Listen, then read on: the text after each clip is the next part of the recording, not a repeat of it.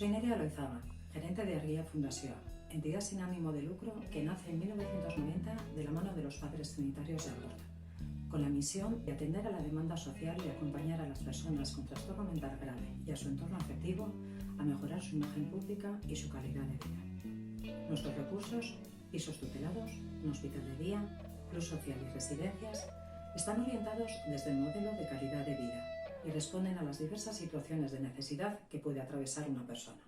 La de un entorno social en el que puedan encontrar amistades y tener una actividad satisfactoria.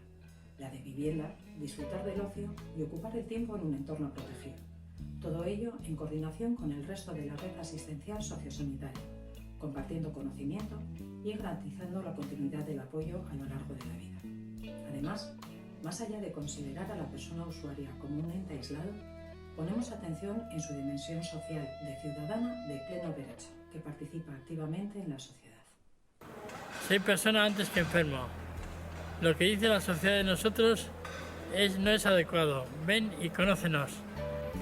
A lo largo de la historia, las personas que hemos sufrido y sufrimos un problema de salud mental, hemos sido vulnerados, hemos sido ignorados, hemos sido alejados de la sociedad y reivindicamos que esto cambie, que se nos reconozcan nuestros derechos, no solo en la teoría sino también en la práctica, que nos pongan voz porque nuestra historia importa, que somos personas con capacidades, con fortalezas y nunca hemos dejado de serlo.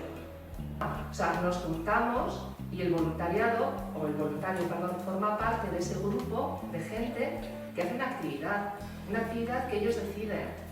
Pues en Arguía Fundació entendemos el voluntariado como una forma de participar de manera libre y altruista, que puede ser, pues, por un lado, apoyando en diferentes actividades que se hacen en los recursos, que van desde ir al monte, jugar a fútbol o más personales. Puede ser también un acompañamiento en proyectos de vida de las propias personas de Arguía, más a nivel individual y que, bueno, al final lo que hacen es que las personas puedan sentirse bien consigo mismas. Y todo esto, evidentemente, tiene un carácter, algo, diría yo, transformador de la sociedad, ¿no? Porque lo que veis, lo que vivís aquí, luego lo sacáis afuera y ese es el mensaje que queremos un poquito también desde Arguía dar. Hacer un llamamiento, os animéis a venir, a participar y a vivir la experiencia.